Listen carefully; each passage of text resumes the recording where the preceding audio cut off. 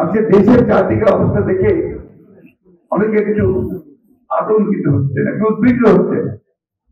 এগুলো কি হচ্ছে? আসলে আপনাদের বুঝতে হবে, আমাদের সেই শত্রুরা যারা সামনে থেকে চলে গেছে, পেছনে থেকে তারা এই দেশকে আবার অস্থির করে তুলছে। এখানে আমাদেরকে অত্যন্ত সজাগ থাকতে হবে। দুর্ভাগ্য আমাদের যে আমাদের দেশের মানুষেরা কেন এই না আবার সহনশীলতার অভাব, একটু ধৈর্য ধরতে হবে।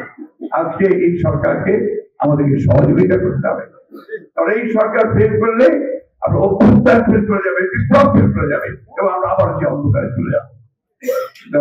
এই বিষয়গুলো নিয়ে আমার মনে হয় আমাদের সকলের পজিটিভ চিন্তা করা প্রয়োজন।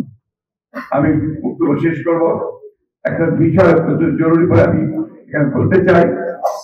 দুর্ভাগ্যক্রমে আজকে একটা ভয়াবহ কাজ শুরু হয়েছে, যেটা হচ্ছে সংবাদপত্রের উপরে আঘাত, স্বাধীন মতামত প্রকাশের ক্ষেত্রে আঘাত, যার জন্য আমরা সব সময় সংগ্রাম করেছি, লড়াই করেছি। আমাদের দেশের তিনি প্রথম এই দশকে আসার পরে, 2001 সালে আসার পরে এই সংবাদপত্রকে সম্পূর্ণ মুক্ত করেছিলেন। সেদিন আমাকে বণিক বার্তার সম্পাদক তিনি আমাকে বলছিলেন যে আপনারা এই বিষয়টা জোর বলেন না কেন, যে সংবাদপত্রের স্বাধীনতা সবচেয়ে বেশি ভোগ করেছে খালেদা জিয়ার সময়, বিএনপির সময়। এটা হচ্ছে বাস্তবতা।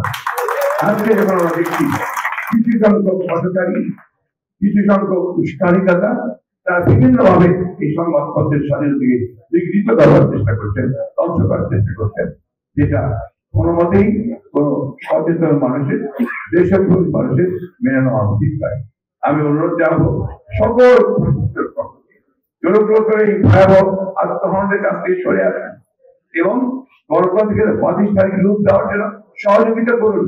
আজকে যে সমস্ত আমাদের প্রধানমন্ত্রী বালকেরা, ছাত্ররা, তারা যে সমস্ত কাজ করছে, এখান থেকে বেরিয়ে আসতে হবে, ধৈর্য ধরতে হবে। এইটা একটা অন্তর্বর্তীকালীন সরকার, এই সরকারের পক্ষে সবকিছু একসাথে করে ফেলা সম্ভব নয়।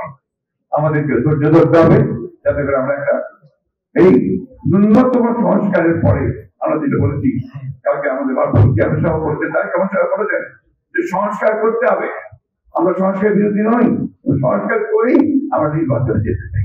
কেন নির্বাচনে যেতে চাই সে কথাই বারবার করে বলি। নির্বাচন ছাড়া এই ধরনের সমস্যার সমাধান করা সম্ভব নয়, এই ধরনের চ্যালেঞ্জকে মোকাবেলা করা সম্ভব।